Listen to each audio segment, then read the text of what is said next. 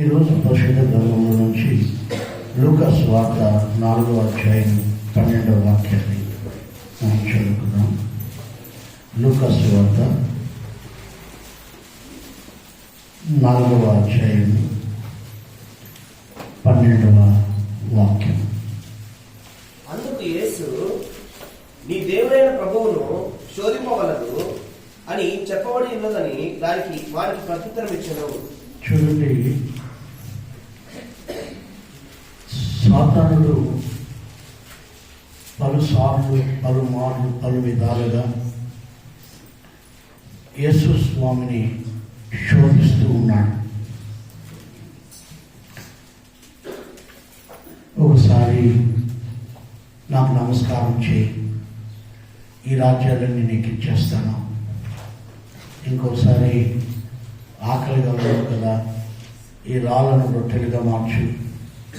ఇంకొకసారి నువ్వు ఈ పై నుంచి దొక్కే దేవదూతలు నీ కాలుకు రాయి తగలకుండా అవి ఎత్తి పట్టుకుంటాయి కదా అని యేసు స్వామిని శోధిస్తూ ఉన్నాడు. మామూలుగా వాని తంత్రం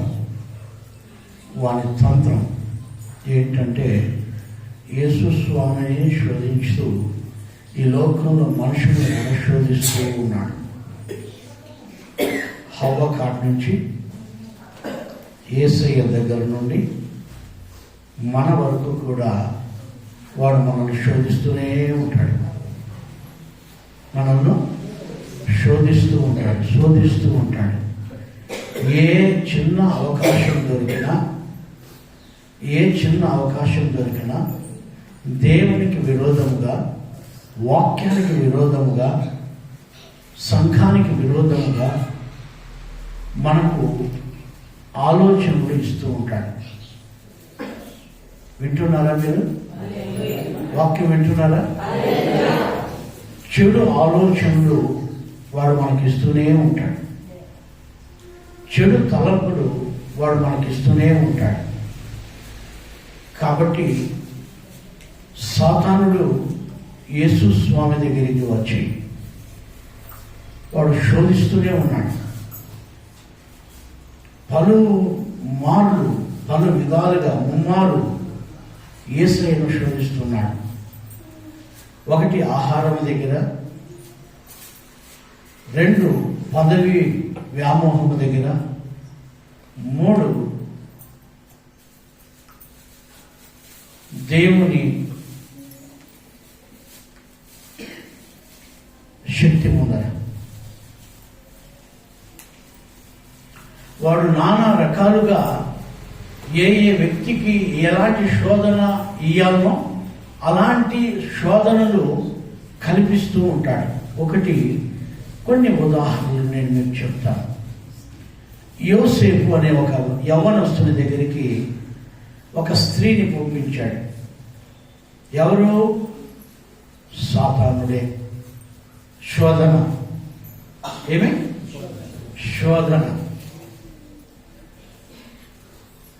యోసేపు అనే ఆ యవ్వనుడు ఏం చేశాడంటే ఆ శోధనలో నుంచి తప్పించుకున్నాడు.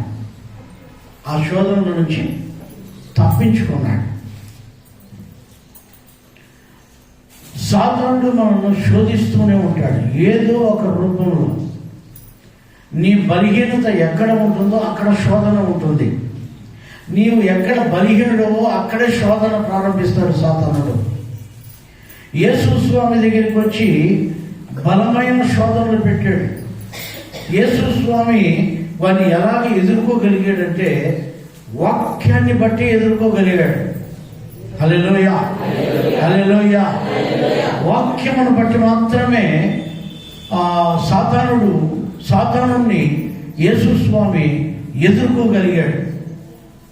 మీరు వింటే మిమ్మల్ని ఎప్పుడు మిమ్మల్ని శోధిస్తాడంటే ఎక్కడ మీకు బలహీనత అనేది ఉంటుందో ఆ విషయంలోనే సాతానుడు మిమ్మల్ని శోధిస్తూనే ఉంటాడు.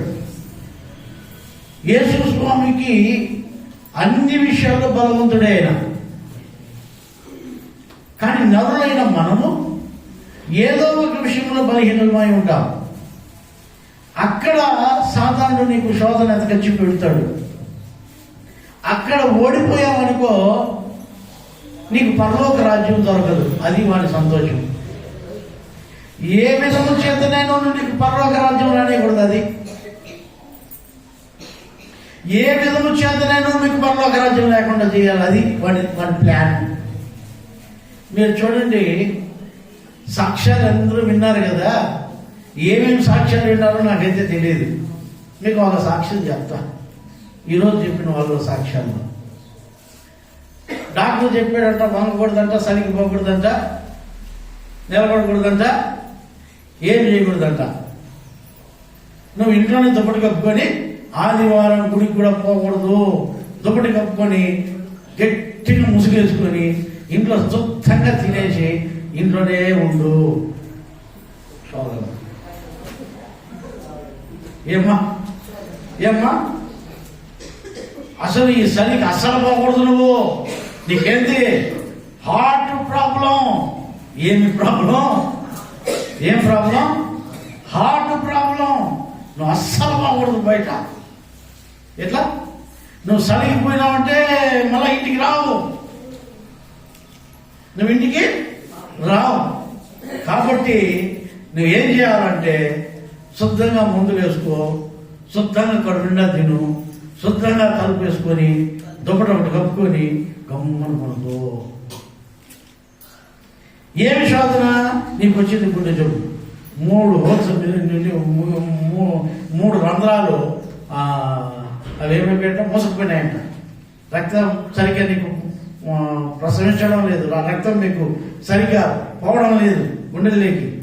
కాబట్టి మీరు ఏం చేయాలంటే ఈరోజు ఆదివారం గుడికి పోకూడదు. ఏమిది? శోధన. ఏమి శోధన. ఒరే మానవరా, చచ్చిపోతావురా, చనిపోతున్నావా గుడికి? అయ్యో చచ్చిపోతావురా, తుఫాన్ అంట, ఒళ్ళు పడతాయంట, ఏంటివి పిడుగులు పడతాయంట. ఇప్పుడే రా న్యూస్ వచ్చింది. అందులో మదనపల్లిలో సిటీలో ఎక్కువ ఉందంట.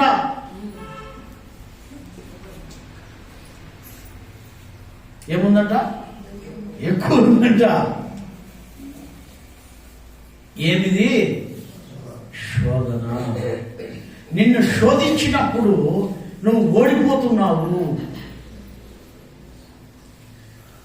ఇంట్లో కూర్చున్నా కూడా వస్తా కదా. అదేదో దేవుని దగ్గర మీరు చచ్చిపోతే పోతుంది అంటే ఏం బాధ ఎత్తంట ఉండదు కదా. ఒకసారి ఆలోచించండి మీరు. హాస్పిటల్లోనే చచ్చిపోతాము, ఇంట్లోనే చచ్చిపోతాం. నాకు ఆదివారం ఒక రోజు శనివారం రాత్రి 12 గంటల రాత్రికి భయంకరమైన కడుపు నొప్పి వచ్చేసింది. భయంకరమైన కడుపు నొప్పి తట్టుకోలేను. దానికి ఆ కడుపు నొప్పితో పాటు గ్యాస్ట్రైటిస్ ఉండడం వల్ల ఆ కడుపు నొప్పితో పాటు భయంకరమైన తలనొప్పి, అన్నీ కూడా ఆ గ్యాస్ట్రైటిస్కి ఏమేమి వస్తాయో అవన్నీ రోగాలన్నీ వచ్చేసేవి. పొద్దున్నే ఆదివారం ఏం చేయాలి నేను? సరే పాస్టర్కి చెప్తే పాస్టర్ మీద అయ్యో అర్జెంటుగా హాస్పిటల్కి వెళ్ళిపోదాం అనేది. సార్ నా వల్ల కూడా కావడం లేదు, కంట్రోల్ చేసుకోలేకపోతున్నాను. నేను హాస్పిటల్కి వెళ్ళాను. కరెక్ట్గా రాత్రి 1 గంటప్పటికి హాస్పిటల్ అడ్మిట్ అయిపోయాను. వాళ్ళు సలైన్లు పెట్టారు. కడుపు నొప్పి మాత్రం తగ్గలే. ఇంజక్షన్ వేశారు. ఆ గ్యాస్ట్రైటిస్ కంట్రోల్కి రాలే. ఇంకేం చేయాలో అర్థం కాలే. డాక్టర్ గారిని అడిగా, అయ్యా ఆదివారం పొద్దున్నే 10 గంటలకు నాకు ఆరాధన ఉంది,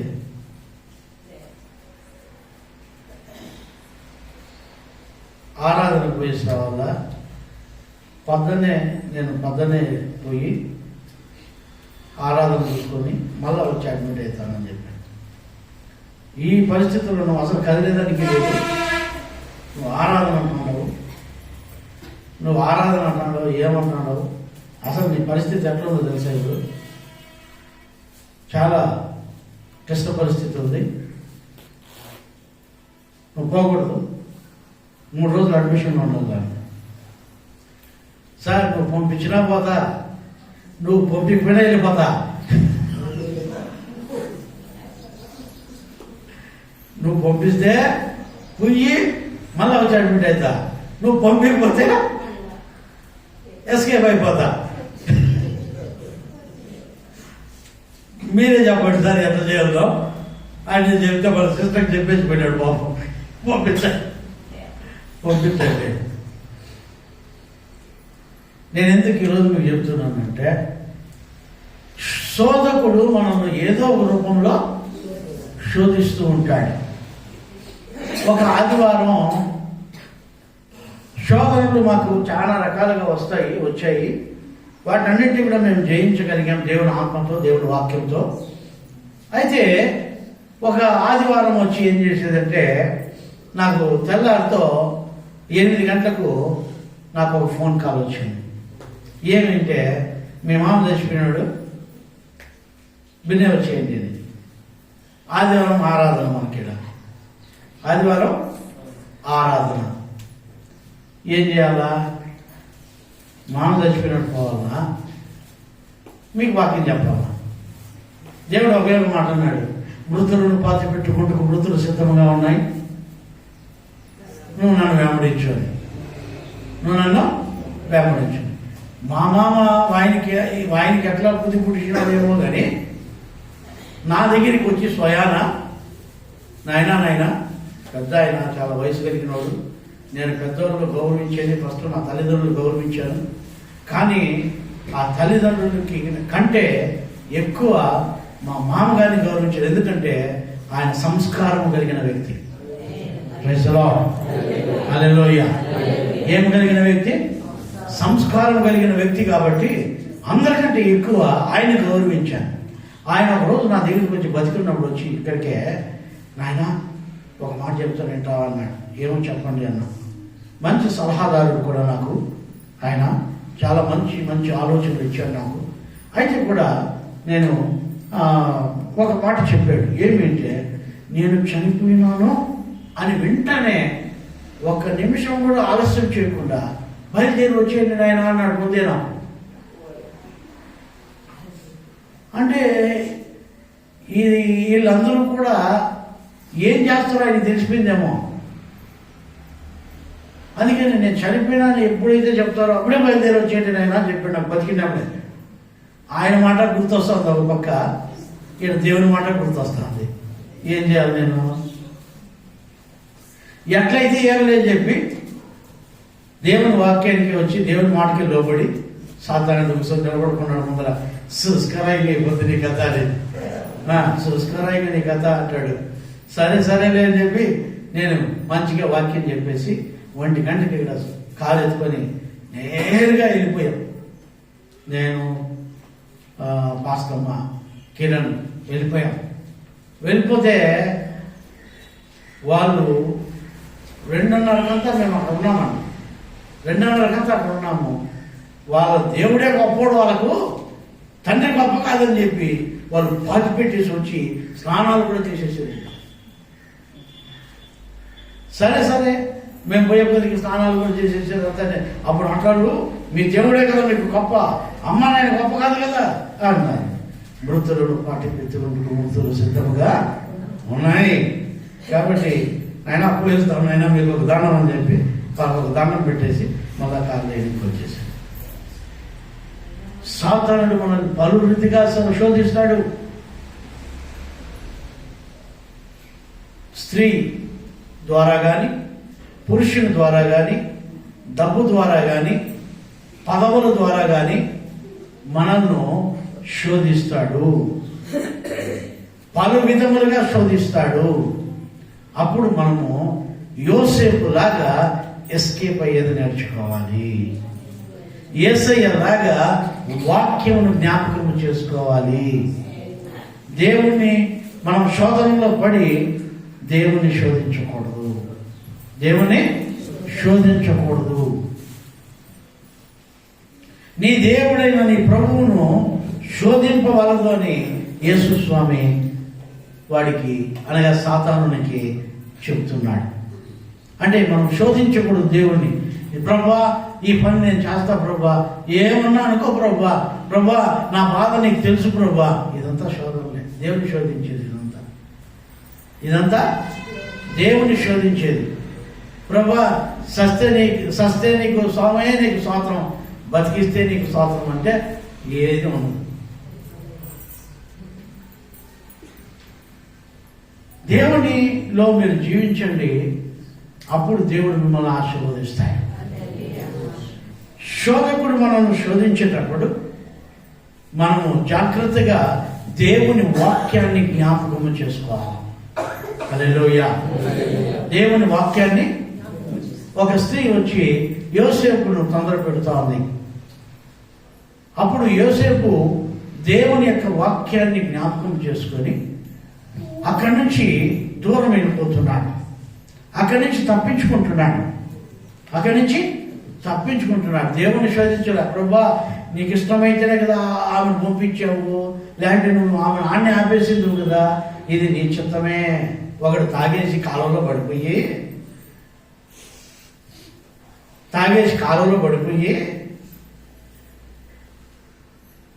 వాడు పందిలాగా పొరలాడుతూ ఉన్నాడు. పొరలాడుతుంటే అక్కడ ఎవరో ఒక పాస్టర్ గారు పోతే, రే నాయన ఏదిరా ఈ దరిద్రము,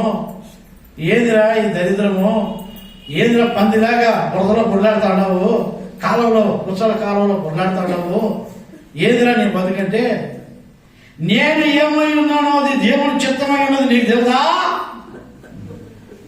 అన్నాడు. ఎట్లా అంటే వీడు పాస్టర్కి వాక్యం చెప్పాడు. వీడేం చెప్తున్నాడు, నేను ఏమై ఉన్నానో అది దేవుని చిత్తమై ఉన్నదని నీకు తెలుసా అంటాడు పాస్టర్ నీడు. ఈ సైతాన్ గాడు చేస్తాంతో ఏమంటాడు తెలుసా, నువ్వు ఈ పై నుంచి దుంకేసినా కూడా, ఈ యెరూషలేము యొక్క ఉన్నతమైన తావు నుంచి నువ్వు దుంకేసినా కూడా దేవదూతలు వచ్చి నీ కాలుకు రాయి తగలకుండా ఎత్తి పట్టుకుంటారు కదా, వాక్యం ఉంది కదా. అంటే వాక్యముతోనే మనల్ని శోధిస్తాడు. ఎట్లండి దేవుని వాక్యాన్ని చూపించే మనల్ని శోధిస్తాడు. తప్పేముందండి? కొంచెం సారాయి తాగొచ్చండి. ఎట్లమ్మా? కొంచెం సారాయి తాగొచ్చయ్యా, కొంచెం సారాయి తీసుకుంటే తప్పేముందయ్యా? అయ్యో బైబుల్లో ఏడుందియా? బైబుల్లో లేదేమే, ఎందుకులే తాగద్దని తిమోతికి కొంచెం తీసుకోమన్నాడు కదా.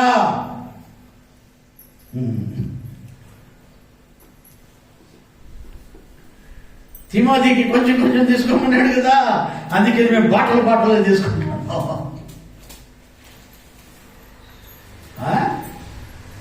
వాడు కడుపు నొప్పితో వస్తా ఉంటే ఆ కడుపు నొప్పి మర్చిపోయేదని కొంచెం ద్రాక్ష రసం తీసుకోరా అన్నాడు. దాన్ని కొట్టుకున్నారు మన పెద్దలు. దాన్ని కొట్టుకుని, అందుకనే బైబిల్లో మాట ఉంది, పేదరికంతో బాధపడేవానికి, చావు బ్రతుకులోను వానికి మత్తుని ఏడియేది. అంటే అనస్థిషియా నీకు ఎప్పుడు ఇస్తారంటే కోసేటప్పుడు ఇస్తారు.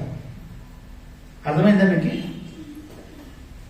మీకు నొప్పి తెలియకుండా ఉండాలని, మీరు బాధలో నుంచి మర్చిపోవాలని కొంచెం మత్తు ఇంజక్షన్, మత్తు మాత్రలు ఇస్తా ఉంటారు. మీకు అర్థమవుతుందా? ఎంతమందికి అర్థమవుతుంది?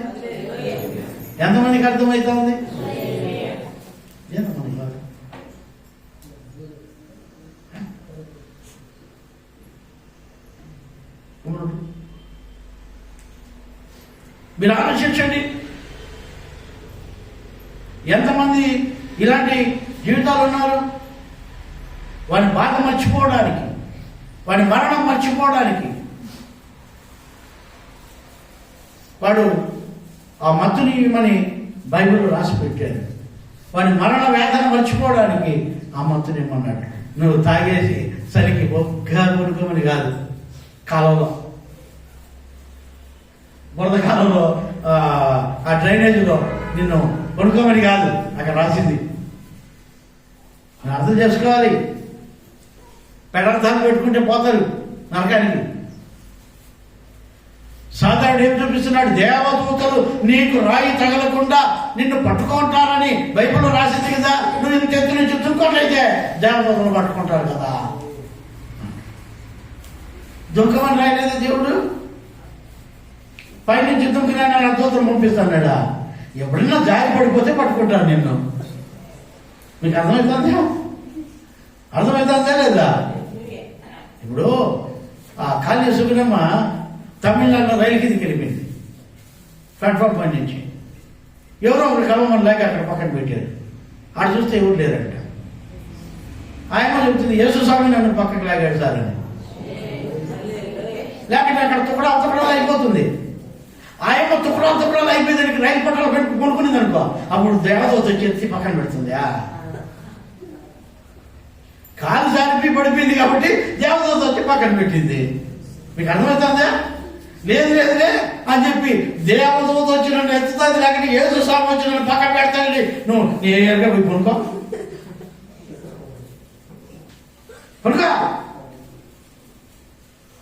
నేను ఒకసారి స్కూటర్లో పోతా అంటే ఇద్దరు యవనస్తులు ఆడ నిలబడుకుంటారు. ఒకడు వచ్చి పాస్టర్ అని, ఏమో పాస్టర్ అంటున్నాడు అని చెప్పి పక్కన నిలబెడితే, ఏం రా నాయన అన్న. అయ్యా నేను పుట్టు క్రైస్తవుని. ఎట్లా? నేను పుట్టు క్రైస్తవుని, వీడు హిందువు. నేను చెప్పాను యేసుని నమ్ముకోరా అని. మా దేవుడు గొప్ప దేవుడు, నువ్వు యేసుని నమ్ముకోరా అని చెప్పాను. వీడంటాడు లేదు నా దేవుడు గొప్పవాడు, నువ్వు నా దేవుడిని నమ్ముకో అని వీడంటాడు. పాస్టర్ గారు, మీరు పాస్టర్ కాబట్టి మాకిద్దరికి న్యాయం చేయాలి అన్నాడు. ఒరే మీకిద్దరికి నేనేదిరా న్యాయం చేసేది స్వామి, ఏమో చెప్పండిరా అంటే, ఈ క్రైస్తవుడు అంటాడు నీ దేవుడు గొప్పవాడో నా దేవుడు గొప్పవాడో తేలిపోవాలి. పొద్దు పాస్టర్ ముందరనే ఫస్ట్ నేను పోయి ఆ ట్రాన్స్ఫర్ అని పట్టుకుంటా.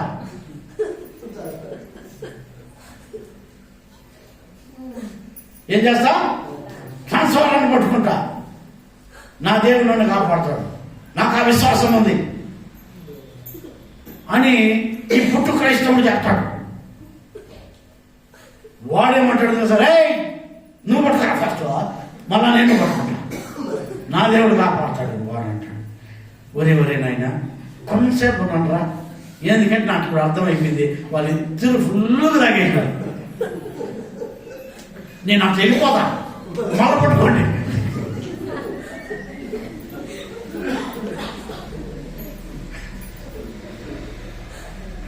నేను కొంచెం దూరం వెళ్ళిపోతా, ఇద్దరు ఒకేసారి పట్టుకుంటారు పోయి. ఎందుకంటే నేను ఉంటే నన్ను కూడా లాగేస్తారు మీరు పోయేది నిజమే, ఎదురా పోయేది నిజమే కాబట్టి నన్ను కొంచెం వదిలేస్తే నేను వెళ్ళిపోతాను. ఆయన ఏంది పాస్టర్ అట్లా చెప్తాను? బైబిల్ అట్లా చెప్పిందా? ట్రాన్స్ఫార్మర్ పట్టుకోపోయేది విషయం తాగేమన్నయ్య చెప్పిందా? లేదే, ఇది దేవుని శోధించాడు కాదా? నా దేవుడు కాపాడుతాడు నన్ను. ఏ నువ్వు ఏరియావా?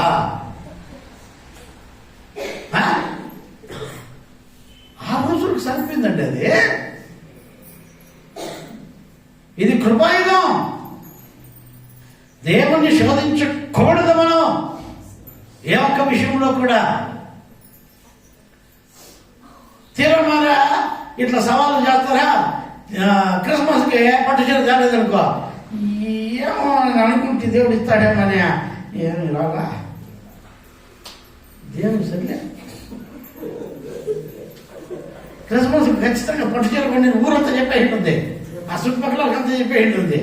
లాస్ట్ నూలు చీర కూడా కొందో, ఏం బాబా ఈ క్రిస్మస్ ఖచ్చితంగా పట్టు చీర కొట్టా, నా దేవుడు నాకు ఇస్తాడు అంటే ఏమి క్రిస్మస్ లేదంటే ఏం దేవుడు ఏమొక్క ఇస్తాడు అనుకుంటే కదా. నిజమే నువ్వు చెప్పింది. దేవుడు నమ్మకూడదు. దేవుడిని శోధిస్తావా? దేవుడిని శోధించే కార్యాలు నీలో ఉన్నాయా? దేవుడు ఇస్తానులే, దేవుడు ఇస్తానులే, అది ఇస్తానులే, ఇది ఇస్తానులే. తప్పు. పరలోకం మాత్రము దేవునికి నమ్మకంగా చివరి వరకు ఉంటే ఖచ్చితంగా పరలోకం మాత్రం ఇస్తాడు. ఆమేన్. హల్లెలూయా, హల్లెలూయా. దేవుడు అదిలా ఇదిలా, అది ఇస్తాడు, ఇది ఇస్తాడు. దేవుని చిత్తం వేరు, నీ ఆలోచన వేరు. దేవుని శోధించొద్దండి, దేవుని వాక్యాన్ని శోధించొద్దండి. యేసు స్వామి అదే చెప్తున్నాడు. ఒరే, ఈ రాజ్యాలన్నీ నీకు ఇచ్చేస్తా, ఈ రాజ్యాలన్నీ నీకు ఇచ్చేస్తా, నాకు సాగిలపడు అంటే దేవుడు అంటాడు, ఆయన తప్ప వేరొకరిని సేవించకూడదు, ఆయన ఎదుటిని సాగిలపడాలంటాడు. Praise the Lord. హల్లెలూయా. ఇంకొకరిని సేవించొద్దని దేవుడు చెప్తుంటే నువ్వు నన్ను సేవించు, ఈ రాజ్యాలన్నీ ఇస్తా, నీకు ఆ ఉద్యోగం ఇస్తా, ఆ పోస్ట్ ఇస్తా, ఈ పోస్ట్ ఇస్తా. ఏసేపు చెప్పింది ఆమె, నీకు ఇంకా పెద్ద పోస్ట్ ఇప్పిస్తాను ఇంట్లో, మా ఇంటికి చెప్పి. అవసరం లేదు, నీ పోస్ట్ అవసరం లేదు, నువ్వు అవసరం లేదు. నీ పోస్ట్ అవసరం లేదు, నువ్వు అవసరం లేదు. నువ్వు దేవుని శోధించకూడదు. ప్రభా, నువ్వు దేవుని శోధిస్తే పాడైపోతావు, నువ్వు దేవుని శోధిస్తే పాడైపోతావు.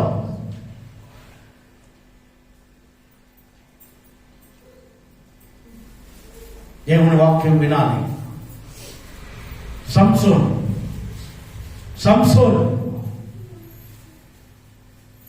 తిమ్నాతులో ఒక చిన్న పిల్లను చూశాడు.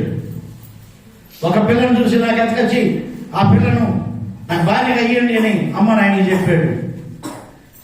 మన భార్యకి వాళ్ళు అనుకున్నారంట, ఇది దేవుని చిత్తమేమో.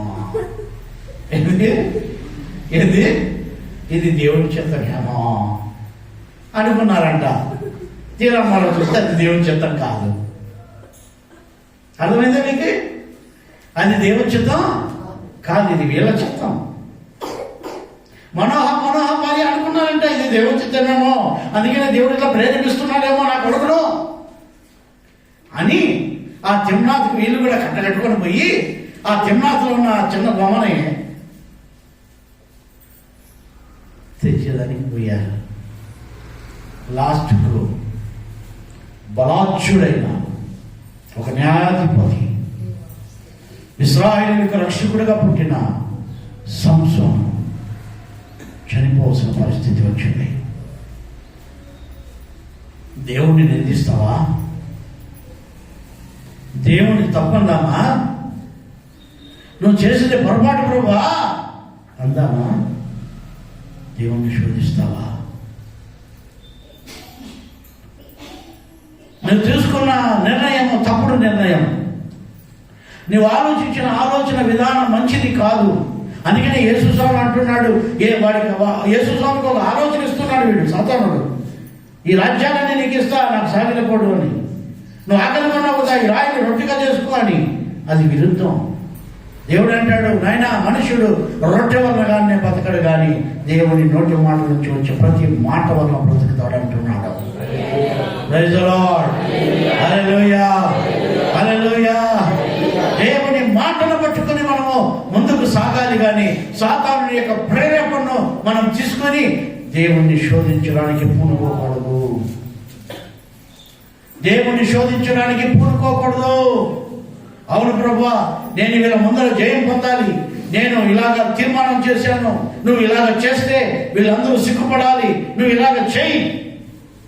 దేవునికి చెప్పకూడదు. దేవుడు ఏమి చేయమంటే అది చేసేది నేర్చుకోవాలి మనం. సాధారణ చెప్పినట్లంతా యేసుస్వామి చేస్తుంటే యేసుస్వామి అట్లా ఫెయిల్ అయిపోయిండు, అట్లా ఫ్లాప్ అయిపోయిండు, ఓడిపోయిండు. ఆయన వచ్చిన కార్యము, ఆ గొప్ప యజ్ఞము యేసుస్వామి చేసి ఉండలేరు.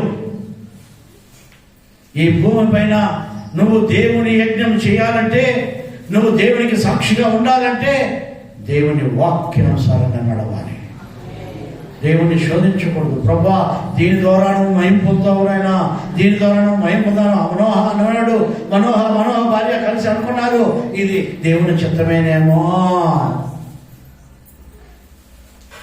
చూసారా, తల్లిదండ్రులు పొరపాటు పడుతున్నారు, యవ్వనులు పొరపాటు పడుతున్నారు.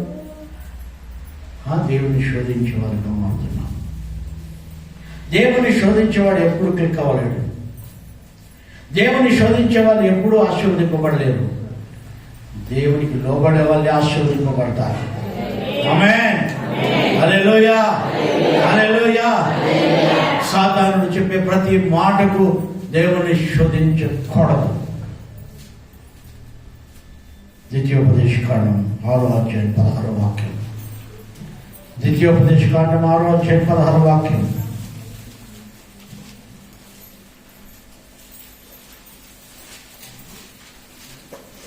చదువు.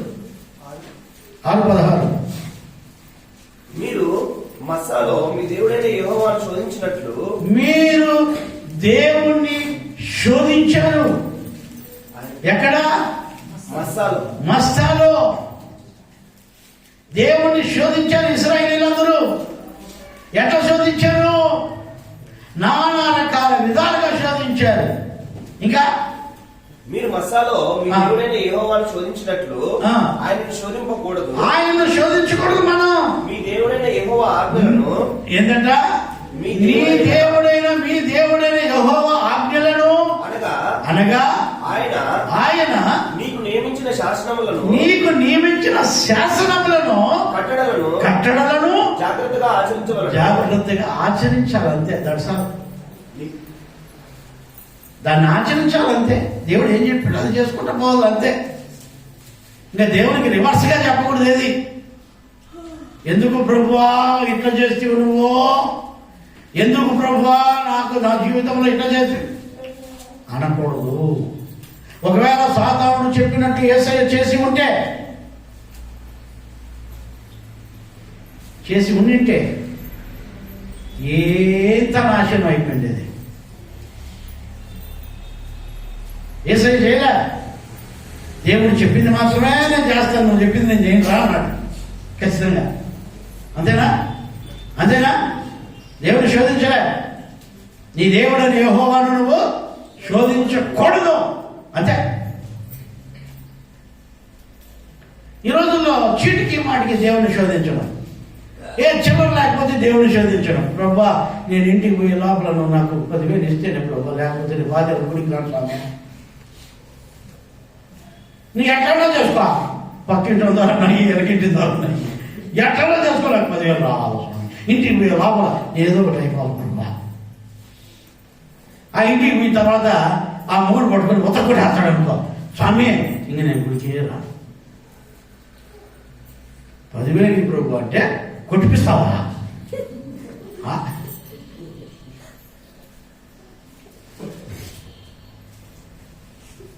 మీరు అర్థం చేసుకోండి. దేవుని శోధించొద్దండి. దేవుడు ఏం చెప్పాడో, ఏ కట్టడలు ఇచ్చాడో, ఏ ఆజ్ఞలు ఇచ్చాడో దాని ప్రకారం నడవడానికి నేర్చుకోవాలి మనం. ఈ 6:16 ద్వితీయోపదేశకాండంలో చదవండి మాట్లాడు. మీరు మస్సాలో మీ దేవుడైన యెహోవాను శోధించినట్లు ఆయనను శోధింపకూడదు.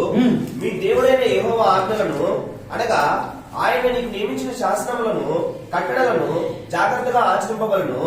నీకు మేలు కలుగునట్లును నీ ఎదుట నుండి నీ సమస్త శత్రువులను. చూడండి, నిజంగా మీకు మేలు కలగాలంటే ఆయన మాట ప్రకారం చేయాలంతే, వేరే చేయదు. మన సొంత ఆలోచనలు పనికిరావమ్మా, మన సొంత ఆలోచనలు పనికిరావు. యేసయ్యకి ఆకలి ఉంది, ఆకలి ఉంది, అంత అన్నం వస్తే తినాలని ఉంది ఆయనకి కూడా. కానీ వాడు వచ్చి చెప్తాడు, నువ్వు నీకు పవర్ ఉంది కదా, నీకు శక్తి ఉంది కదా, ఈ రాళ్ళను రొట్టెలుగా చేసుకో అంటే అది దేవుడు విరుద్ధం కదా. మీకు ఆహారానికి ఏమి ఇచ్చాడు దేవుడు? ఆహారానికి కూర మొక్కలను ఇచ్చాడు కదా, ఆహారానికి చేపలను ఇచ్చాడు కదా, ఆకాశ పక్షులను ఇచ్చాడు కదా, భూజంతువులను ఇచ్చాడు కదా, మీకు ధాన్యం ఇచ్చాడు కదా, విత్తుటకు విత్తనమును, భుజించుటకు ఆహారమును అనుగ్రహించిన దేవుడు మీకు ఉన్నాడు కదా. అయితే అవన్నీ విడిచిపెట్టి రాళ్ళను రొట్టెలుగా చేసుకో అంటావా? తినేదానికి నీకు ఏదో ఇచ్చాడు కదా, అది తింటే బాగుంటుంది. నానా రకాల గడ్డి తింటే చస్తావు. ఈ రోజుల్లో పాన్ పరాగులు, హంసులు, ఆ జటకాలు, కొటకాలు ఏంటేంటో వస్తా ఉన్నాయి. అవి వేసుకొని నోట్లలో క్యాన్సర్లు, కడుపులో క్యాన్సర్లు, రొమ్ములో క్యాన్సర్లు, గొంతులో క్యాన్సర్లు, దవడలో క్యాన్సర్లు, రకరకాల క్యాన్సర్లు.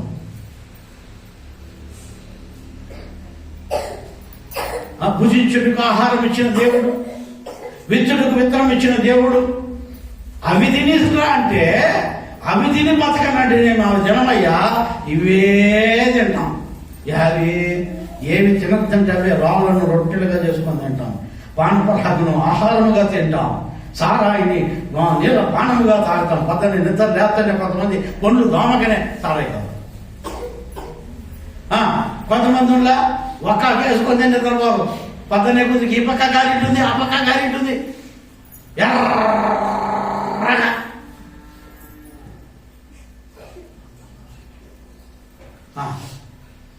దేవుడు అట్లా చేసుకోమన్నాడే మీకు. నువ్వు నరకానికి ఒక ఆటికి పోతారు మీరు. తినడానికి ఆహారం అనేది ఇచ్చాడు కదా. భుజించుటకు ఆహారమును, విత్తుటకు విత్తనమును ఇచ్చిన దేవుడు. ఆహారం తినండి, విత్తండి, ఆహారం తెచ్చుకోండి, తినండి, అంతే కదా. ఇంకా వేరేటి తింటామంటే ఆ రాయిని రొట్టిగా చేసుకుంటావా నువ్వు? దేవుణ్ణి మాట లోబడాలా. యేసు స్వామి అదే చెప్పింది సాతానుకి. దేవుని మాటకు లోపడాలరా, నీ మాటకు కాదు. నువ్వు రాళ్ళను రొట్టిగా చేస్తావా, పాన్పరాగా చేస్తావా, గుట్కాగా చేస్తావా, చిట్కాగా చేస్తావా, ఇవన్నీ జనులు తినిపిస్తావా? నేనుగా తిన్నరా. ఆమేన్, హల్లెలూయా, హల్లెలూయా. మీరు వినాలి. ఏమంటే అవి తినడానికి వీళ్ళే, తినడానికి కొన్ని మనకి ఇచ్చాడు తినమని. అవన్నీ తింటే ఆరోగ్యంగా ఉంటాము, అవన్నీ తింటే చచ్చేంత వరకు బాగుంటాము. తినరావన్నీ తిని 80 ఏళ్ళు బతకాల్సినోడు 20 ఏళ్ళకే దాస్తాడు. ఎట్లమ్మా? ఏమిరా, ఎందుకురా నీకంటే తాగి తాగి లివర్ ఫెయిలియర్ అయిపోయింది సార్. ఎట్లమ్మా? తాగి తాగి లివర్ ఫెయిల్యూర్ అయిపోయింది సార్. దేవుని నీకు అవి చేయమన్నాడా? దేవుని శోధిస్తున్నారా మీరు? ఇక్కడ ఎవరైనా విశ్వాసులైన మీరు దేవుని ఏ రూపంలో మీరు శోధిస్తున్నారు? శోధించకూడదు. దేవుణ్ణి దేవుడు ఏం చెప్పాడో అది మాత్రమే చేయడానికి మనము తీర్మానం చేసుకుంటే మీ జీవితాలు 30 60 100 ఆశీర్వదింపబడతాయి. ఆమేన్. హెబ్రీయులకు రాసిన పత్రిక 3వ అధ్యాయం 8వ వాక్యం. హెబ్రీ త్వరగా 3:8 9 కూడా చదువు.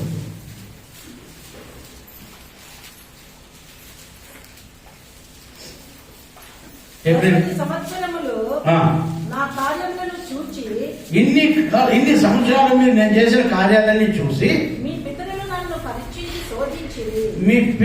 నన్ను పరీక్షించి శోధించేది. దేవుడు చేసిన కార్యాలన్నీ చూశారు, విన్నాము, చదివాము, చూసాము, అనుభవించాము. ఏది? దరిద్రంలో నుంచి, రోగాల్లో నుంచి, కష్టాల్లో నుంచి, విపత్తుల్లో నుంచి ఎన్నో దేవుడు మంచి మేలు చేసి ఈరోజు అందరూ ఆశీర్వదింపబడ్డారు కదా. ఇక్కడ మీరు సంఘంలో ఇంకా మీరు శోధిస్తూనే ఉండాలా దేవుణ్ణి. ఏ దరిద్రంలో కూర్చోంటే మీరు ఒక రోజు, ఏ భూమిలో కూర్చోండి, దాంట్లో నుంచి దేవుడు మిమ్మల్ని తీసాడు కదా, దాంట్లో నుంచి మిమ్మల్ని ఆశీర్వదించాడు కదా. అవన్నీ మీరు మర్చిపోయి ఈ రోజు కూడా మీరు శోధించడానికే ఉండాలా?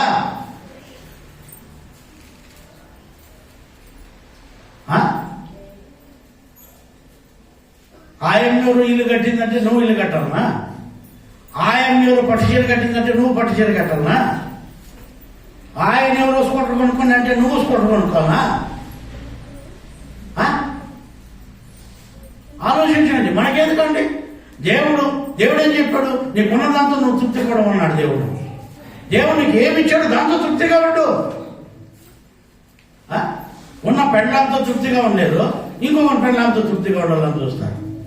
దేవుడు ఇచ్చిన దాంతో తృప్తి పడరా? దేవుని శోధించొద్దు. నీకు దేవుడు ఏమైతే ఇచ్చాడో ఆ రోజు నీకు దాంతో తృప్తి పడు. నాకు శ్రీరాములు చెప్తాడు, సార్ ఏమన్నా కానీ సార్ ఏదో చెప్పింది నాకు మర్చిపోయినాడు. సోఫా తెచ్చాడు సార్. ఏం తెచ్చాడా? సోఫా తెచ్చాడు సార్. నాయన సోఫా తెచ్చుకునేది టైం ఉంది. ఏదో అందరూ సంపాదిస్తున్నారు, 4 రూపాయలు అందరూ సంపాదించుకుంటాడు, అందరూ కష్టపడుకుంటాడు. ఇంట్లో ఒకరోజు వస్తుంది సోఫా తెచ్చుకుంటాడు. కొంచెం అప్పులు ఉన్నాయి, అప్పులు కట్టుకోండి. అప్పులు తెప్పిన తర్వాత నెక్స్ట్ సోఫానే. ఏమైంది? సోఫా పెద్ద ప్రమాదం ఏం కాదు కదా, 1 లక్ష రూపాయలు పెడితే సోఫా అవుతుందండి, పెద్ద సమస్య కాదు అది. ఇప్పుడు ఉండే అప్పులు తీసుకోకుండా నువ్వు మళ్ళీ 1 లక్ష రూపాయలు అప్పు చేసి మళ్ళీ సోఫా తెచ్చినావు అనుకో, 18 వస్తుంది. ఏం ఎవరికి అట్లా? మేము ఏ సమయంలో నమ్ముకుని అప్పులు పాలైపోయినాంనా?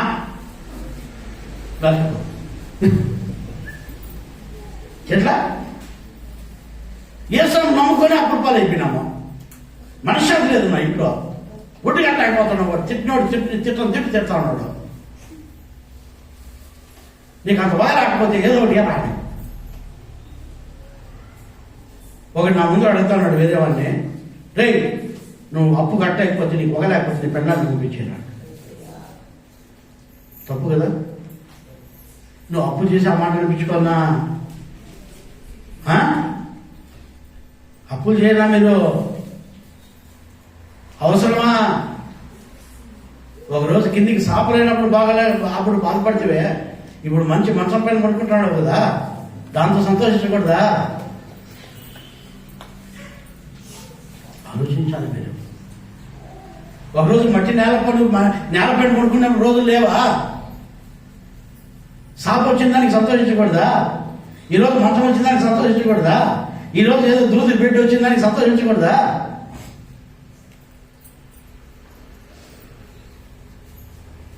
మీరు ఆలోచించాలి. ఇవన్నీ దేవుడిని శోధించే కార్యాలు ఇవన్నీ కూడా. నేను అప్పుడే చెప్పాను, నేను ఒకరోజు వస్తుంది, ఏం పెద్ద సమస్య కాదు అది. కొంచెం అప్పులు తీర్చుకోండి.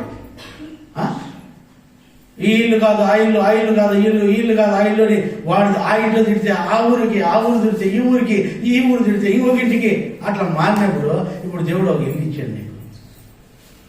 లక్షణంగా బాగా ఇంట్లో ఉండాలి. ఇంకా దేవుడిని శోధించాలన్నా? నేను ఒకరోజు ప్రభు కుమార్ ఇంటికి సాధారణ నేను, ఆయన ప్రభు కుమార్ భార్య ప్రసన్న ఆ బాబు ఉంటున్నాడు, సార్ ఈ మానవుడు ఖాళీ చేసేమన్నాడు సార్. యానమ్మా ఏం లేదు సార్, వాళ్ళు వాడే కరెంట్ కూడా మేమే కట్టాలండి సార్, డబ్బులు దాన్ని ఖాళీ చేసి పడే బాగా లేదు సార్. ఈ మానవుడు దొరికిందే మాకేందో, మాకు ఏడో ఇల్లు దొరుకుతుందిలే సార్. బట్టి ఎవడన్నా ఇల్లు కట్టుకుంటే వాడు సొంత ఇల్లు ఒక ఇల్లే కట్టుకుంటున్నాడు. మాకు ఎన్ని ఇల్లు సార్ బయట ఇల్లు అని. అప్పుడు కొంచెం బాధ అయింది. ప్రభా ఈవిడకి ఒక ఇల్లు నాయన, ఈవిడకి ఒక ఇల్లు ప్రభా అని అడిగాను. 2 ఇల్లు కట్టుకునేది. ప్రభా మా మీద నీకు చింతలేదా, పైన కూడా కట్టుకోతా అని మళ్ళీ అడిగితే ఎట్లుంటుంది దేవునికి?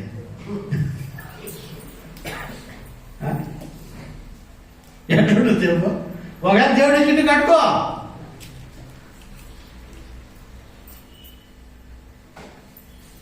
ఎట్లా అప్పు చేసి కట్టండి. దేవుడు చెప్పినాడు అప్పు చేయమన్నాయా? లేదే. ఇవన్నీ దేవుని శోధించే కార్యాలు ఇవన్నీ కూడా. వాడు ఎవడో కట్టుకున్నాడు, నేను కట్టుకోవాలి. వాడు ఎవడో తీసుకున్నాడు, నేను తీసుకోవాలి. వాడు ఎవడో తాగినాడు, నేను తాగాల. వాడు ఎవడో సిగరెట్ తాగుతుంటాడు, నువ్వు సారాయి తాగాల. ఒక పాస్టర్ ఉన్నాడు, నాకు తెలిసిన పాస్టర్. ఆయన మనం చనిపోయినాడులే పాపం, మంచోడే. ఆయన నేను ఒకరోజు హోటల్లో కూర్చొని టీ తాగుతాను. మా ముందర ఒక పేపర్ ఉంది. ఆ పేపర్ నేను చూసి, అన్నా నాకు పెద్దోడే, అన్నా ఈ అక్కినే నాగేశ్వరరావు ఏదో ఒక స్టేట్మెంట్ ఇచ్చాడు చూడనా అంటే అది చదివి అయ్యో ఎంత పొరపాటు చేస్తే ప్రదీప్ ఏమన్నా ఏం చేసినామంటే వీడులా ప్రేమాభిషేకంలో తాగేసి డ్యాన్స్ తాగేసి బాధపడుతుంటే ఆ రోజు నేను కూడా పోయి తాగేసి చూడండి. వీడిని చూసి నేను తాగేసిన స్వామి. ఆ రోజంతా తాగేసి ఆగదు అని పాట పాడుకుంటూ పోతే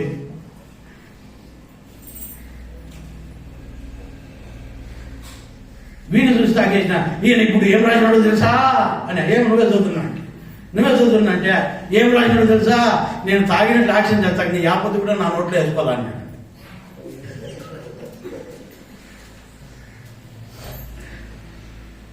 నేను యాక్టర్ అండి, నేను యాక్ట్ చేస్తా.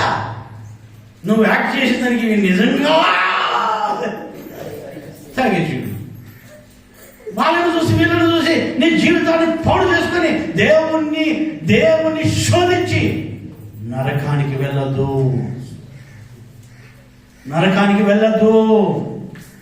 మనము దేవుణ్ణి శోధింపవలదు. అందుకని యేసుస్వామి అంటాడు, నువ్వు అట్లా చేయి ఇట్లా చేయి అని యేసుస్వామి చెప్తే నువ్వు దేవుణ్ణి శోధించకూడదు నాయన. దేవుణ్ణి శోధించకూడదని వాక్యం ఉంది కదయ్యా. నువ్వు ఎట్లా శోధిస్తావు? నువ్వు శోధన జయించాలి. యోసేపులాగా, సంసోనులాగా ఆ శోధనలో చనిపోకూడదు, ఆ శోధనలో ఓడిపోకూడదు. మన జీవితాల్లో శోధనను జయించే వారమై ఉండాలి. వీళ్ళు శోధనను జయించి అన్నీ చూసి కూడా మళ్ళా దేవుని శోధిస్తున్నారు. ఎన్నో ఆశ్చర్యకార్యాలు ఎర్ర సముద్రం పాయలు చేశాడు. ఇజ్రాయిల్ని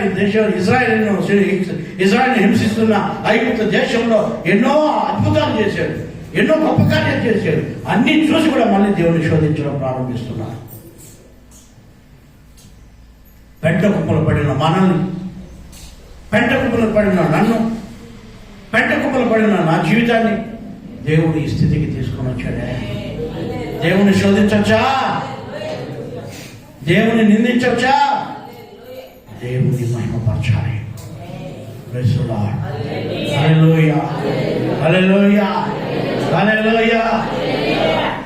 మనం దేవుని శోధించకూడదు. దేవుని మహిమపరిచే వారమై ఉండాలి. దేవుని ఘనపరిచే వారమై ఉండాలి. మత్తయి సువార్తలో 4:7 చదవండి. 7వ వాక్యం చదవండి. మత్తయి 4:7. అతనితో చెప్పాను. అందుకు యేసు, ప్రభువైన నీ దేవుని నీవు శోధింపవలదని, నీ దేవుని శోధింపవలదని దేవుడు రాసి పెట్టాడయ్యా. దేవుని శోధించకూడదు. నువ్వెందుకు ప్రభా ఇట్లా చేస్తున్న నా జీవితాన్ని, నువ్వెందుకు ప్రభా ఇట్లా చేస్తున్న నా జీవితాన్ని, నువ్వెందుకు ప్రభా ఇట్లా చేస్తు శోధించకూడదు. మనం దేవుడు ఏమి చెప్తే దాన్ని చేసుకొని మనం జీవించాలి. దేవుడు ఏమి చెప్తే దాన్ని చేసుకొని మనం బ్రతకాలి. దేవుని శోధించే వాళ్ళు చరిత్రలో ఎప్పుడు బాగుపడినట్టుగా లేదు. మనం దేవుణ్ణి శోధించకూడదు. అక్కడ వాక్యం చాలా చక్కగా చెప్తూ 1 కొరింథీ 10:9, 1 కొరింథీ 10:9 వాక్యం.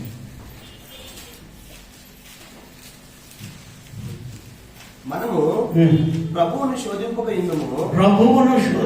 యుందుము, వారిలో కొందరు శోధించి సర్పముల వలన నశించిరి. అయ్యా, దేవుని నువ్వు శోధించినావంటే నువ్వు నశించిపోతావు. అరణ్యంలో దేవుని శోధించారు. ఎట్లా శోధించారు? ప్రభా, మాకు మాంసం లేదు నాయన, మాకు ఎర్రగడ్డలు లేవు నాయన, మాకు తెల్లగడ్డలు లేదు నాయన, మాకు అల్లం లేదు ప్రభా. ఆడ ఐగుప్తు దేశంలో ప్రభా మేము ఏం తింటాంటిమో చేపలు. మాకు షాప్ ఉండేదండి, మాకు చిల్లరంగా ఉండేది. ఆ వ్యాపారంలో ఒకడు నాకు ఈ ఇస్త్రాకు తెచ్చేసేవాడు. ఒక్కొక్కసారికి ఒక 100 కట్టలు 50 కట్టలు అట్లా తీసుకొచ్చి మా షాప్కి అమ్మేవాడు. ఒకసారి నా దగ్గరికి వచ్చాడు, అట్లే ఒక ఇస్త్రాకులు ఇచ్చాడు, నేను కొనుక్కున్నాను. ఒక 100 కట్టలు తెచ్చాడు. 100 కట్టలు తీసుకుపోయి నేను ఆ రూమ్లో పెట్టేసి పెట్టేసి వచ్చేసాడు. మళ్ళీ వచ్చిన తర్వాత డబ్బులు ఇచ్చేటప్పుడు, సార్ ఇదే సార్ లాస్ట్ అన్నాడు. ఇదే సార్ లాస్ట్ అన్నాడు. ఏమన్నా నువ్వు ఎవరు వచ్చాడు, వయసు ఉంది, ఇదే లాస్ట్ అన్నాడు, ఏమైంది ఏమి అంటే, ఏం లేదు సార్ నేను కోయిట్కి పోతాడా అని. నేను కోయిట్కి పోతాడా? ఒరే కోయిట్కి ఎందుకు పోతాడా నాయన? ఇట్లా నాకు 100 కట్టలు వేస్తావా, నాకు ఒక 50 కట్టలు వేస్తావా, ఇంకోరికి 50 కట్టలు వేస్తావా? అట్లా నెలంతా రోజుకు ఒక 50 కట్టలు అమ్ముకున్నా కూడా నీ జీవనం గడిచిపోతుంది కదా, ఇక్కడ మస్తు డబ్బులు వస్తాయి రే నాయన, ఇక్కడే బతుకుతారా అని నేను చెప్పాను. ఇక్కడే బతుకుతారా అని చెప్పాను. సార్ లేదు సార్, నేను కొయ్యేట్టుకు పోయి బాగా సంపాదించాలి సార్ డబ్బులు అన్నాడు. ఒరే కొయ్యేట్టుకు పోతే వాళ్ళు తంతి లేపుతారా? ఎట్లా వాళ్ళు చెప్పుకాలతో బూటకాలతో తన్ని పక్కనే లేపుతారా నేనంటే, సార్ వాడు బూటకాలుతున్నదాన్ని చెప్పు కాలుతున్నదాన్ని సార్ వాడు లేస్తేనే ఒక రోజుకు ఒక కోడి కూర ఇస్తాడు సార్. కోడి కూర కోసం తండించుకుంటావో పోయాడా? కోడి కూర కోసం తండించుకుంటావా నలుగురే?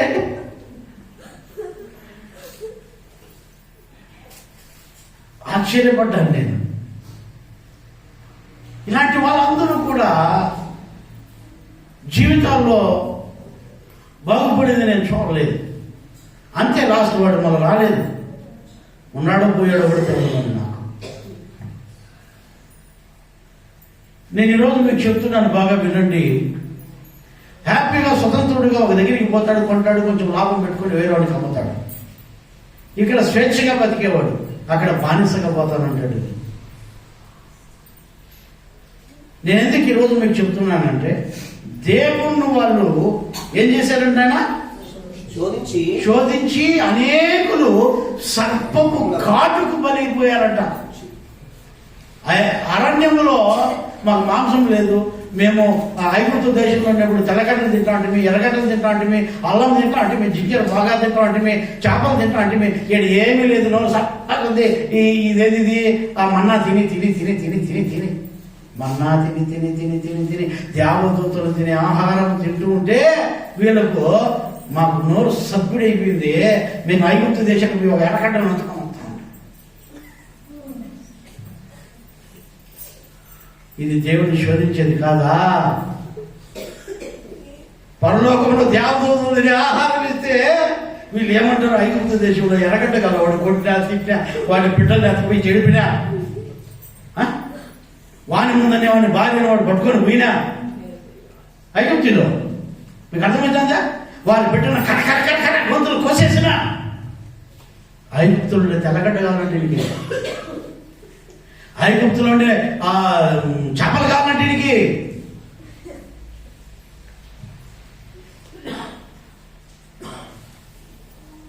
ఒకడు మాంసం లేదని ఒకడు, ఒకడు చేపలు లేదని ఒకడు, ఒకడు నాకు సోఫా లేదని ఒకడు, ఒకడు నాకు బీమా లేదని ఒకడు, నాకు అది లేదని ఒకడు, ఒకడు నాకు డబ్బులు లేవని ఒకడు, ఒకడు నాకు ఆరోగ్యం.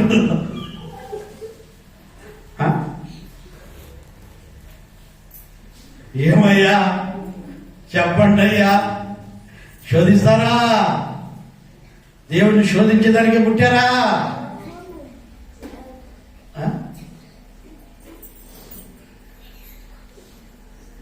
సైకిల్ లేనప్పుడు బాధపడతా అంటే, నాకు సైకిల్ లేదు బ్రోబని, ఇప్పుడు ఇంట్లో స్కూటర్ ఉంటే నాకు కారు లేదే, ఏం లేదు, నాకు కారు లేదే, ఉండే కారు బాగున్నా?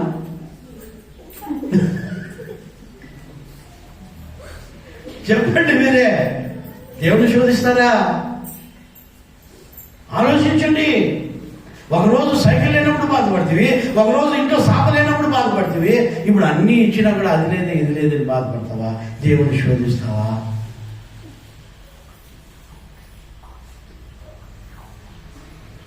దేవుని శోధించకూడదు. మనం దేవుణ్ణి శోధించకూడదు. దేవుడు ఈ రోజుకి మనకి ఏమి ఇచ్చాడో దాంతో మనం తృప్తిగా జీవించాలి. దేవునికి సాక్షులుగా బ్రతకాలి. దేవునికి బిడ్డలుగా, ప్రభువా నాకు ఇచ్చిన ఈ జీవితం చాలు నాయన, నాకు ఇచ్చిన ఈ కుటుంబం చాలు ప్రభువా, నాకు ఇచ్చిన ఈ జీతం చాలు ప్రభువా, నాకు ఇచ్చిన ఈ అన్నం చాలు ప్రభువా, నాకు ఇచ్చిన వస్త్రాలు చాలు ప్రభువా, నీ కృతజ్ఞతగా బ్రతుకుతాను నాయన. సాతాను చెప్పేవాడికంతా రే నువ్వు స్మగ్లింగ్ చేసేయి, బిన్నే పెద్దవాడైపోతావు అంటాడు.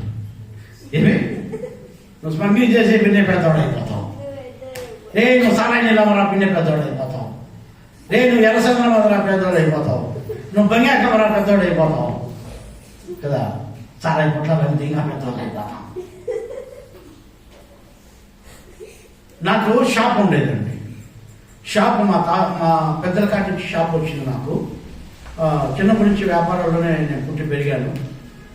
అలాగే నాకు కూడా నేను కూడా సొంతంగా షాప్ పెట్టుకున్నాను. నా సొంత కష్టంతో షాప్ పెట్టుకున్న తర్వాత మా వాళ్ళు ఏమేమి అమ్మారో అవన్నీ కూడా నేను అమ్మాను. యేసుని నమ్ముకున్నాను. కొండ ప్రార్థనకు పోయాను. కొండ ప్రార్థనకు పోయిన తర్వాత ఆ కొండ ప్రార్థనలో దేవుడు నాకు చూపించాడు, నాయన నీ షాపులో నాకు ఆయాసకరమైనవన్నీ ఉన్నాయని. ఏమేమి చూపించాడంటే ఇస్పెటాకులు చూపించాడు. ఎందుకంటే ఇస్పెటాకులు అమ్మేవాళ్ళం మేము. ఇస్పెటాకులు ఆడేవాళ్ళు ఎక్కువ ఇస్పెటాకులు ఎక్కువ ఉంటారు మా దగ్గర. ఇస్పెటాకులు మీరు వినాలి, ఇస్పెటాకులు భలే ఎక్కువ పోతాయి. అది 10 రూపాయలు నేను పెడితే నాకు 70 రూపాయలు వస్తుంది. ఎంత 10 రూపాయలకు ఎంత లాభం అండి? ఓపినంత లాభం. సరే అవి చూపించాడు, ఇస్పెటాకులు చూపించాడు. ఇది కొండ ప్రాంతంలో. మళ్ళీ ఇంకేం చూపించాడంటే సిగరెట్ ప్యాకెట్ చూపించాడు. సిగరెట్లు మాకు కాటన్లు తెచ్చి పెడతాను నేను. దాదాపు ఆ రోజుల్లోనే ఒక 5-6 లక్షల రూపాయల సిగరెట్లు మాత్రమే ఉంటాయి మా షాప్లో. ఎందుకంటే ఎక్కువ సేల్స్ అవే మాకు. మళ్ళీ ఇంకోటి ఏం చూపించాడంటే బీడీలు చూపించాడు. బీడీలు ఏం బీడీలు? మేకపోతు బీడీలు, అవి అశోక బీడీలు, అవన్నీ చూపించాడు. మంచిది. మళ్ళీ ఇంకోటి చూపించాడు, ఆకు ఒక్కదు పొగాకు, ఇవి చూపించాడు. ఇవన్నీ చూపించాడు. నాయన ఇవన్నీ కూడా నాకు ఆయాసకరమైనగా ఉన్నాయి నీ వ్యాపారంలో అన్నాడు. సరే కొండ ప్రార్థన అయిపోయింది. నేరుగా ఇంటికి దిగి వచ్చాను. ఇంటికి దిగి వస్తానే షాప్లోకి పోయాను. షాప్లోకి పోయిన తర్వాత దేవుడు ఏమేమి చూపించాడు అవన్నీ తీసి బయట పారేసి అన్నీ బయట పారేస్తే మా వాళ్ళకు చింతామణి మిరపకాయ పెట్టినట్లయింది. అన్ని ఏం తెచ్చి బయట పారేస్తాడో ఏం చేస్తావు? అన్నిటికీ అగ్గిపెట్టేసి అగ్గిపెట్టేసి అందరూ చూస్తాడు. ఏది నువ్వు ఏం చేస్తాడో అన్నిటిని పారేసి అన్నిటిని తీసేసి సింపుల్గా అవన్నీ మన షాప్లో ఉండకూడదు అని చెప్పాను. ఇవన్నీ లేకపోతే ఏ వ్యాపారం జరుగుతుంది నీకు అని మా వాళ్ళే నా పై తిరగబడు. ఇంక మా వాళ్ళంతా నా పై తిరగబడి ఎక్కువ తిరిగి నేను అన్నాను, ఈ షాపు నాది. ఎట్లా ఈ షాపు నాది, నేను సొంతంగా పెట్టింది ఇది మీది కాదు. నా దేవుడు నాకు ఏం చెప్తే అది చేస్తా. ఈ షాప్ మూసేయమంటే కూడా మూసేస్తా. కాబట్టి మీరు దీంట్లో ఏమాత్రం జోక్యం చేసుకోవాల్సిన పని లేదు అన్నాను. అప్పటి నుంచి నా పైన కత్తి కట్టడం ప్రారంభించారు ఇంకా అందరూ. ఇంకా వ్యాపారస్తులు చెప్పాలా, ఏమయ్యా లక్ష్మిని బాగుట్టుకున్నావు అందరూ ఏం అవ్వము అంటే ఇవ్వము అంటే నువ్వు అది తీసేసినావు అంటే ఇది తీసేసినావు అంటే షాపులో లక్ష్మి అయ్యాది. మాకు లక్ష్మి వద్దు, నాకు ఏ స్వామి కావాలా అంటే, నాకు లక్ష్మి వద్దు, నాకు ఏ స్వామి కావాలా అని నేను వాళ్ళని అది లక్ష్మి అయ్యా అంటారు వాళ్ళు. నాకు లక్ష్మి వద్దు నేను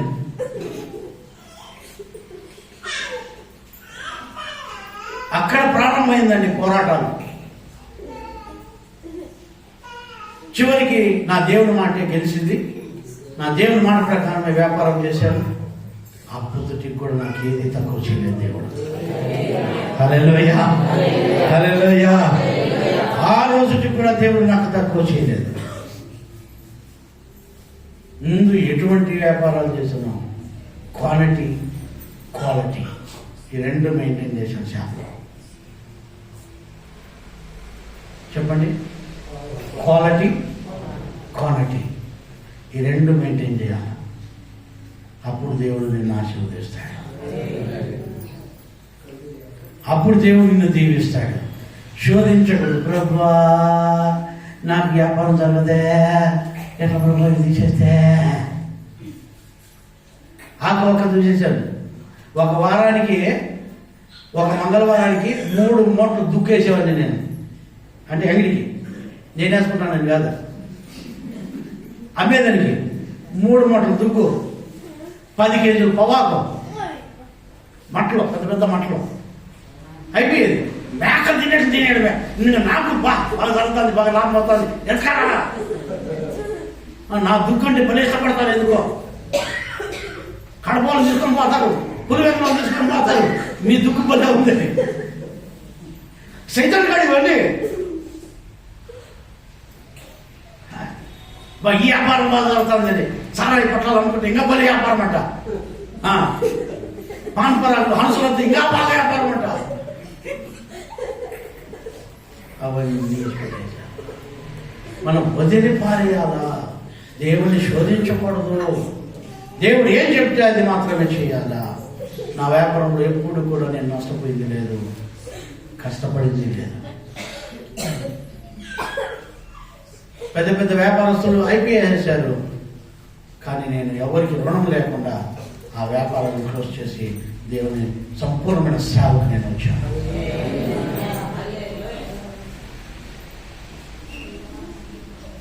ఇంకా చాలు ప్రభు ఈ డబ్బులు, ఇంకా చాలు ప్రభు ఈ ఆస్తులు, ఇంకా చాలు ప్రభు ఈ లోకం, నీకోసం విశేష జీవితం బతుకుతానని దేవుని దగ్గరికి వచ్చాను నేను. మనం ఎప్పుడైతే దేవుడిలో జీవిస్తామో అప్పుడు దేవుడు మనల్ని ఆశీర్వదిస్తాడు. అప్పుడు దేవుడు మనల్ని దీవిస్తాడు. అప్పుడు దేవుడు మనల్ని కాపాడతాడు. ఏ ఒక్క విషయంలో నువ్వు దేవుని శోధిస్తున్నావు, లోపడతావా? విధేయత చూపిస్తావా?